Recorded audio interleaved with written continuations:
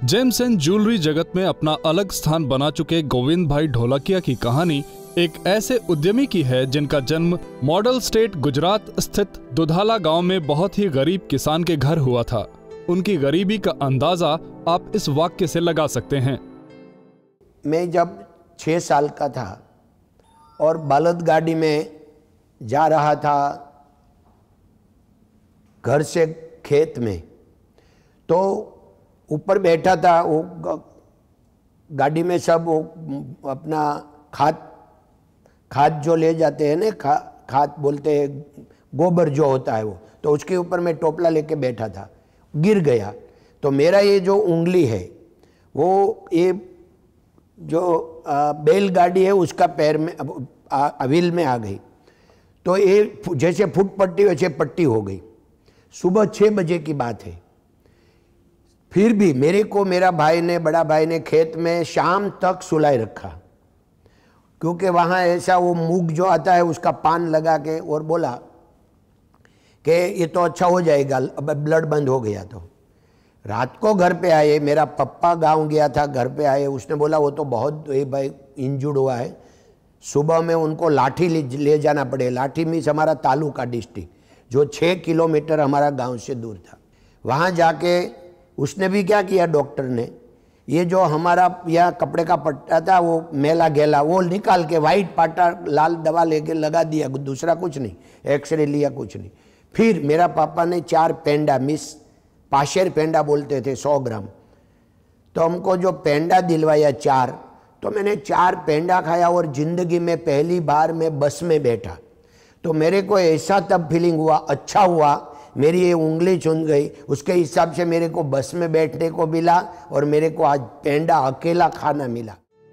एक धरती पुत्र के गरीब घर में जन्मे नन्हे गोविंद परिवार की खातिर 13 साल की कच्ची उम्र में गांव छोड़कर अपने बड़े भाई के साथ सूरत शहर आकर हीरा पॉलिशिंग में लग गए। 1 साल की कड़ी लगन के बाद उनकी पहली कमाई आई मात्र 103 रुपए। यूं तो ये रकम बहुत ही कम थी, लेकिन उस वक्त गोविंद के लिए ये बहुत थी। पर गोविंद पर तो धुन सवार थी अपनी खुद की कंपनी स्थापित करने की, जिससे उन्होंने किसी तरह 5000 रुपए का इंतजाम कर शुरुआती निवेश के साथ अपनी पहली इंपोर्ट एक्सपोर्ट कंपनी शुरू की, जो आज विश्व भर में फैली हुई है। 50 साल के बाद उसको शुरू किया कंपनी को, उसको 44 साल हो गए।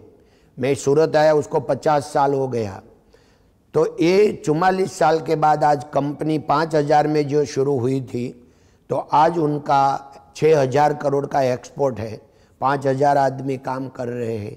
तो ये जो अचीवमेंट जो मिल के गए, तो ये तो डे टू डे पहले 3 वर्कर से काम शुरू करके 5000 हो गया। इस किसान पुत्र के हीरा उद्योग में आने का सबसे बड़ा फायदा उन तमाम लोगों को हुआ जो बेरोजगार थे। अपने संघर्ष को याद कर गोविंद ने उन नौजवानों को रोजगार दिया जिनके लिए कोई और सहारा न था। आलम ये था कि मंदी के दौर में भी जब रत्न और आभूषण उद्योग की कंपनियां या तो अपना कारोबार बंद कर रही थीं या फिर अपने कर्मचारियों की छटनी कर रही थीं, तब भी गोविंद ने अपनी कंपनी से लोगों को निकाला नहीं। अच्छा समय भी निकल जाता है तो ये बुरा समय आया वो भी निकल जाएगा। तो हमने वो टाइम पर इनको टिकाया। बात तो 4-6 महीने की थी, बाद में बिजनेस एकदम अच्छा चलने लगा। तो जो लोग ने इंफ्रास्ट्रक्चर तोड़ डाला था वो लोग पीछे रह गए, और जो लोग ने इंफ्रास्ट्रक्चर टका रखा था वो लोग आके निकल गए। पहले 100 रुपया का माल आवे, उसका 75 आवे फिनिश गुड का, हिसाब इतना बड़ा 2008 में। मगर 2009 में ऐसा भी पीरियड आया 100 रुपया का माल लो 120 खड़ा हो जाए। आज गोविंद द्वारा 70 के दशक में लगाया गया नन्हा पौधा अनमोल हीरे के फल देने वाला मजबूत पेड़ बन गया है, जिसका सालाना टर्नओवर 3500 करोड़ तक जा पहुंचा है। गोविंद भाई अपने संघर्ष के दिनों को नहीं भूले हैं, जब वो 23 लोगों के साथ एक ही कमरे में रहकर हीरे पॉलिश करने की कला सीख रहे थे। शायद यही वजह है कि उनकी कंपनी में आज भी सामान्य से सामान्य कर्मचारी को परिवार के सदस्य की तरह रखा जाता है। फार्म में जो आदमी काम करता था, दोनों वो पति पत्नी, 20 साल पहले की बात है, तो गाय धोने का, सुबह में 5 बजे उठने का, हम गाय रखते हैं यहाँ, हमारी गाय देखभाल करने का, और हमारे को हम कभी फार्म में जावे तो चाय बनाने का, ऐसा जो हमारी सेवा चाकरी करता था। एक कपल रहता था, उनका 3 लड़का था। तो सबसे बड़ा लड़का 12वीं तक पढ़ा, वो हमने यहाँ स्कूल में दाखिल करवाया था तीनों को। तो सबसे बड़ा जो था 12वीं पढ़ के हमारी कंपनी में यहाँ आया। तो हमने बोला कि क्या तेरे को करने का? बोला मैं कंप्यूटर ऑपरेटर बनूंगा। वो कंप्यूटर ऑपरेटर बना। तो हमने देखा कि उसको ईल बहुत है, तो कंप्यूटर ऑपरेटर में से हमको उसको डायमंड में डाला। डायमंड में 2 साल के बाद वो बम्बई गया। बम्बई में सेल डिपार्टमेंट में उसका इतना ग्रिप्स आ गया, तो वहाँ से हमने उनको हांगकांग भेज दिया। अभी हमारा हांगकांग ऑफिस का वही वहीवट करते हैं। सूरत शहर, जिसे हीरे पॉलिश करने वालों का गढ़ माना जाता है, यहाँ 60-70 के दशक में करीब 200 पॉलिशर थे, जबकि आज इनकी संख्या बढ़कर 5 लाख तक जा पहुंची है। मॉडल स्टेट गुजरात के विकास में सूरत जैसे संपन्न शहरों का बड़ा हाथ है, जिसे चमकाने में गोविंद जैसे हजारों हीरे आज भी काम कर रहे हैं। कंपटीशन, हमारा जो डायमंड का बिजनेस, उसमें कोई वैल्यू लिखी हुई नहीं, कोई भी डायमंड पीस ऊपर की ये क्या वैल्यू है। वो पूरा नज़र का खेल है कि आदमी कितना जानता है उसके अंदर, नज़र के हिसाब से।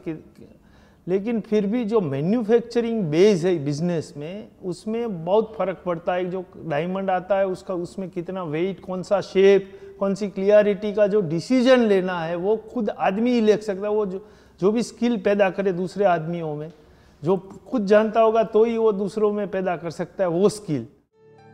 गोविंद भाई सूरत के लाखों उद्यमियों में से एक हैं, जो यूं तो महज 7वीं पास हैं, लेकिन व्यवसाय के हिसाब किताब के किसी भी मामले में कच्चे नहीं।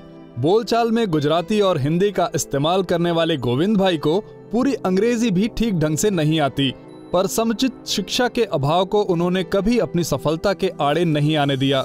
इतना ही नहीं, ये अपनी कंपनी के हीरे देश विदेश में ऑनलाइन इंटरनेट के जरिए बेच रहे हैं। यूं तो विश्व भर का 92% हीरा भारत के सूरत शहर में पॉलिश किया जाता है। देश में रफ डायमंड का इंपोर्ट और पॉलिश डायमंड का एक्सपोर्ट किया जाता है, जो कि देश के लिए विदेशी मुद्रा कोष कमाने का बहुत बड़ा जरिया है। विश्व के सबसे बड़े कच्चे हीरे के प्रोसेसिंग सेंटर के तौर पर गुजरात का सूरत शहर विश्व में एंटवर्प के बाद सबसे ज्यादा प्रसिद्ध शहर कहा जाता है। कुछ सरकार द्वारा बनाया गया उद्यम प्रिय माहौल और कुछ सूरत के जुझारू उद्यमियों ने सफलता के नए झंडे गाड़े हैं। हमारा जो ये डायमंड कटिंग का जो काम है वो हम सिर्फ सूरत में ही करते हैं। इसके अलावा हमारा कोई जगह काम नहीं है कि भाई कोई चाइना में नहीं है कि आउट ऑफ इंडिया में किधर भी नहीं है, क्योंकि हम जानते हैं कि यहाँ जो ईल है, जो यहाँ कारीगरी है, वो जो है ये डायमंड के लिए दूसरी कोई कंट्री में इतनी अच्छी नहीं है। तो यहाँ ही है, तो यहाँ काम बढ़ाना चाहिए जिससे राष्ट्र को भी फायदा होवे। गोविंद भाई की सफलता की कहानी तमाम रूढ़ियों को गलत साबित करने के लिए काफी है। जहां लोगों में अक्सर ये सोच घर कर जाती है कि गरीब किसान के घर में उद्यमी पैदा होना मुश्किल ही नहीं नामुमकिन है, वहीं हीरो का शहर सूरत ऐसे ही रत्नों से भरा पड़ा है जिन्होंने खान में तप कर अपनी चमक पाई है।